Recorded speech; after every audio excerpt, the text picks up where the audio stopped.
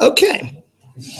Well, let's move on now to the Ottoman Empire. The Ottoman Empire. When we last visited the Ottoman Empire, it had, let's see what had happened. They had vanquished the Christians in 1453, captured Constantinople. They had lost in 1571 the Battle of Lepanto, which prevented them from breaking out further into the Mediterranean, and possibly made them a player in colonization. But who can say? Who really knows? But anyway, at this point, by the 1700s, the Ottoman Empire had fallen behind, mainly in technology and consequently in strength. Now, just as a side, just kind of a side, they're going to become close buddies with the Germans later on, but that's for later. They will fight in the Crimean War in 1850 against an old enemy, Russia. And we'll talk about that in a second. They're going to get some help in the Crimean War from France and from Britain. France and Britain working together with the Ottomans. Okay, and we'll try to figure that one out.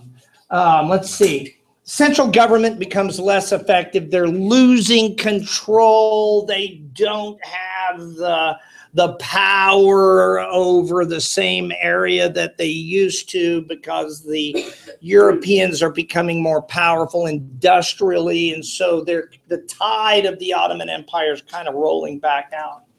And the provinces that used to be called, what were they called? When they divided up people by, what were those? No, they remember when they expanded, they would divide people up by religion and separate them. What's that called when you separate people by segregation? But what kind of system was this? Was that the one they had like a king and then like his son, and like they didn't like take taxes? Oh yeah, they take him hostage, and because you're going to be good, well, I have your son as hostage, right? The millet system. Don't forget the Turkish millet system, okay? But these provinces, these former millets, are becoming independent, and they're relying on their own indigenous armies, and they kind of want to be like the European countries that they have a lot of similarities with. And so here's the region in 1720, a little before where we are. Here's Russia up here.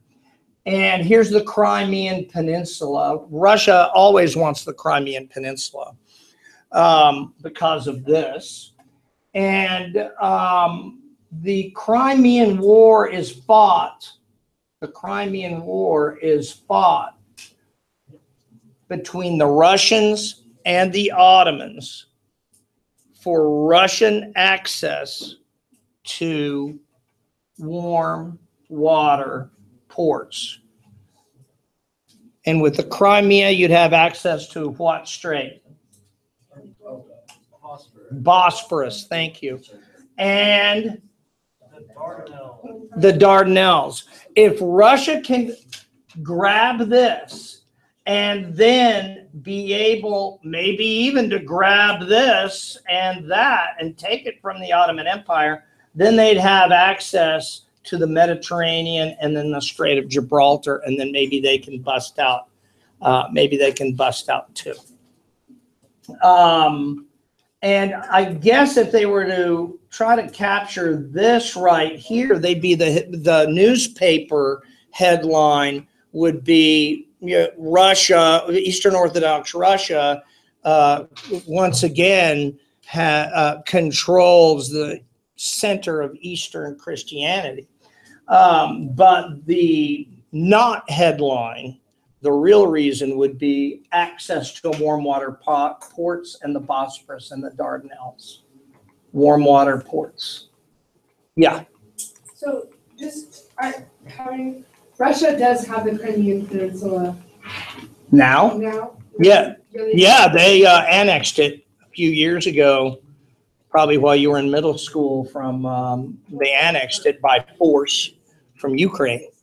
Oh, and that's why the Ukrainians, I remember that. Yeah. Ukraine, Russia. And now it's Syria and Russia. No, yeah, and that could be oil. That could be oil. It could also be a way of keeping us away from their border. They don't want us, they do not want us in Iran because Iran borders the Russian Federation. Also, so all the time while the Ottomans are just kind of laying low, just doing their own thing. Well, they're not exactly laying low. They're still trying to sell goods to the West from the Silk Road, but prices are higher. And anyway, the West has other ways of getting product. What's that? Yeah, they're empires. They're overseas empires now.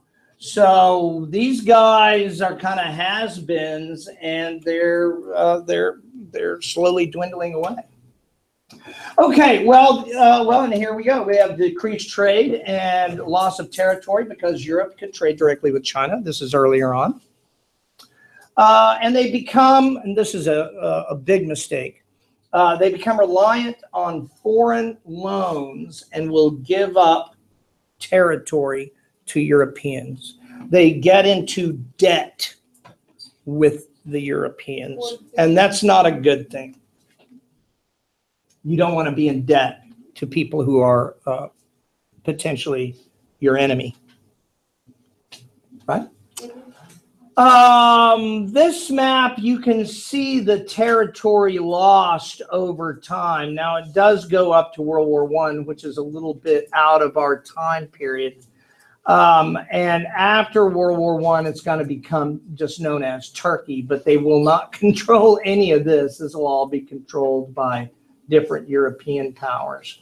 But earlier on, you have the whole big thing, and they just dwindle and dwindle and dwindle. Where did Scott go? I'm not seeing. It's probably been. I'm just gonna suspect it's been absorbed by Oman. Not 100% sure on that. They attempt to change, but remain weak and vulnerable, and a little bit too little reform too late.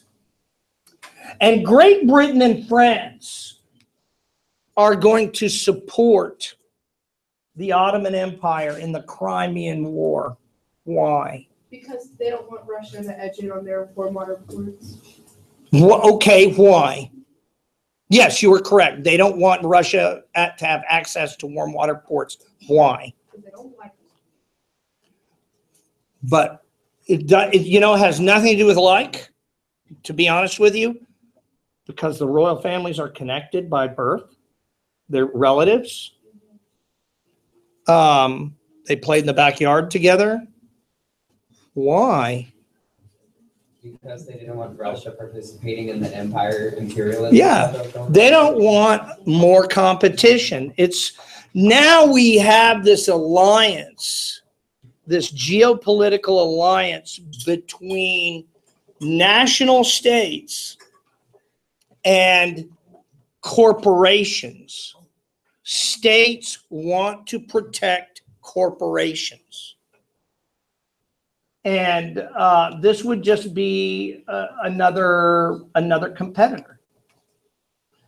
Great Britain will gain control of Egypt in 1883. And then what we see here is kind of a warning. Diverse to the future, but they didn't see it. The millet system, the segregation system that the Turks had, or rather than the Ottomans had, was very effective as long as they were there to keep their boot on your throat. But if they go away, all of a sudden, these little provinces that had been millets will become nationalist based on ethnic heritage and religion, and will seek self-determination along the model of larger European nations nearby. So what they closely identify to is what they'll. Yeah, and let me go back. No, that's not a good one. Yeah, I don't have a good one here. Yeah, say, for example, we have this, well, I guess I could go back. Let me see. Well, yeah, kind of. We have the Austro-Hungarian, that ain't gonna work. We have the Austro-Hungarian Empire here moving slowly downward. And Austria-Hungary is mainly Catholic. And so Catholic nations in here, like Croatia, will want to be like Austria-Hungary. Then we have this one called Serbia. Some of your parents might have served there in the army back in 1995 when we were fighting, or the Air Force, because we bombed the crap out of the Serbians during the Balkans War. The Serbians are Orthodox. They feel that they should be aligned with Russia. They also, the Serbians, have some oceanfront property which appeals to Russia. Warm water ports. So this is a very dangerous issue here. It's going to cause big problems later on. Lots of civil wars in the interim in that area, and bigger problems later. The Ottoman Empire will become a dependent economy, receiving foreign aid. The empire will undergo what's called combinative industrial development. And that means they get hand-me-downs. They will become an industrialized power, but with yesterday's stuff. Which is not a reliable. Which is not as good as today's stuff. Right. Like the Russians do this with Iran back in the 80s during the Iran-Iraq war. They'll give Iran like the simplified version of their tanks, but the Soviets themselves will keep the really good version of their tanks. Yes, sir. You talked about this with us 2 or 3 weeks ago, maybe more, how I think it was Germany would pass down their old car machines to other Like nations. Spain Yeah, or Mexico. or Mexico. Oh, yeah, with the Volkswagens. Yeah, that's true. That's post-war, though. Yeah, that's post, but it's the same thing. Mexico is, really undergoes combinative development, too. They're not a first-wave industrial country. Now, there's only one first-wave industrialized power that comes along later than the other first wave industrial powers, and that is in fact Japan. And we're going to talk about them later. Let's see. The Ottoman Empire will fall in 1922 after World War I. And let's see. And you know what? We don't have time to get into the fun and games of the Opium Wars and the destruction of the cultural foundation of China by the British. This is the other end. It's not brutal and in your face. It is insidious. And so I'll probably do this tomorrow sometime, and it'll be online too. Yeah. So, is there a country now that could be considered like second wave, but it's a lot of